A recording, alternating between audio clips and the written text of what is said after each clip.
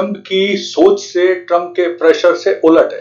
भारत अब अपने और संबंध रूस से बढ़ाने की कोशिश कर रहा है और सबसे बड़ी चीज यह है कि जो ट्रंप का प्रेशर है वो बिल्कुल भी काम नहीं कर रहा। भारत डर के अब अमेरिका के साथ जो ये एफटीए में उनकी शर्त है कि भारत का कृषि सेक्टर और डेयरी सेक्टर खोला जाए, वो मान लेंगे। तो मुझे लगता है अब भारत ठीक उसके उलट अपनी स्वतंत्र और जो प्रभावी विदेश नीति है उसका प्रदर्शन कर रहा है। दोस्तों, आज बात करेंगे एक इंपॉर्टेंट टॉपिक पर और डेवलपमेंट पर, और वो डेवलपमेंट ये है कि हाल में ही भारत के जो एनएसए हैं अजीत डोभाल जी, उन्होंने रूस की यात्रा की और रूस में वो रूस के राष्ट्रपति पुतिन से मिले और वहां पर एक एमओयू साइन की।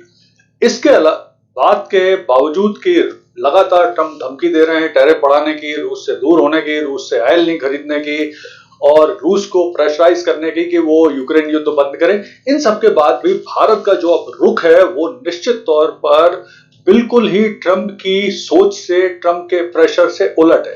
भारत अब अपने और संबंध रूस से बढ़ाने की कोशिश कर रहा है और सबसे बड़ी चीज यह है कि जो ट्रंप का प्रेशर है वो बिल्कुल भी काम नहीं कर रहा। तो आइए इस मुद्दे को विस्तार से समझते हैं।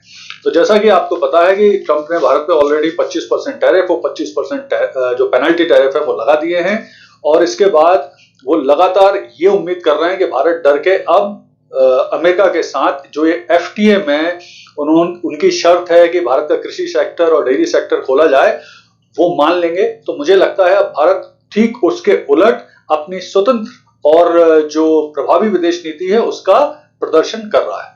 तो देखिए, हाल में ही जो एनएसए है अजीत डोभाल जी, वो रूस गए और रूस में वहां पे जो राष्ट्रपति हैं पुतिन, उनसे मिले। यहाँ पर ये चीज इंपॉर्टेंट है ध्यान रखना कि पुतिन आमतौर पर अपने समकक्षों पे से ही मिलते हैं और लेकिन वो अपना प्रोटोकॉल तोड़ के एक तरह से डोभाल से भी मिले और वहां पर जो रशिया भारत का एमओयू हुआ उसको हम समझते हैं, उसकी जो प्रमुख शर्तें हैं वो उसको देखते हैं। तो देखिए, प्रमुख रूप से रशिया और भारत के जो एमओयू है और जो दोनों देशों के बीच में व्यापार वगैरह होता है, उसमें एक अच्छी चीज ये है कि रशिया कभी भी भारत के साथ टेक्नोलॉजी ट्रांसफर या भारत के साथ ज्वाइंट वेंचर लगाने में कभी भी पीछे नहीं हटता।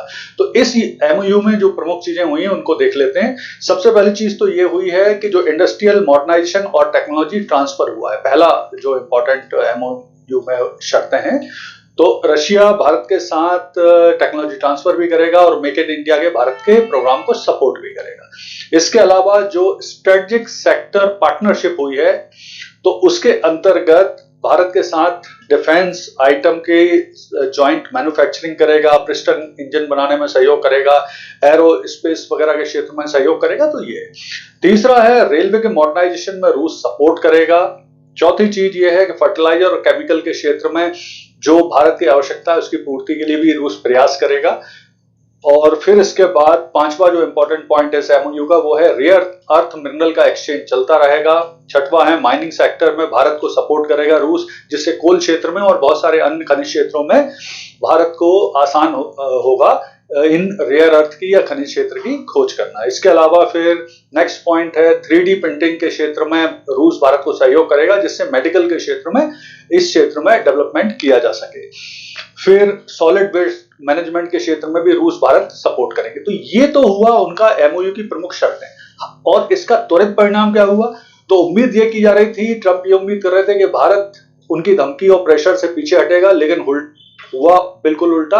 और भारत ने जिस तरह से एमओयू किया है रूस के साथ, अब जो अमेरिकी मीडिया है वो भी अब इसे नोटिस करने लगा है और इस पर कंसर्न जाहिर करने लगा है।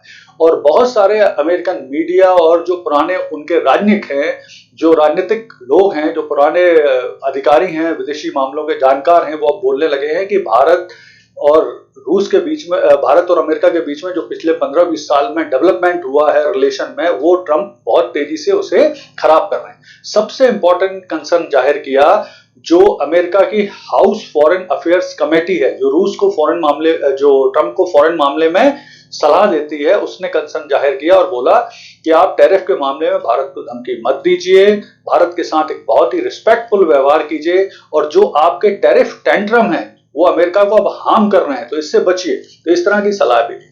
और डेवलपमेंट क्या हुआ?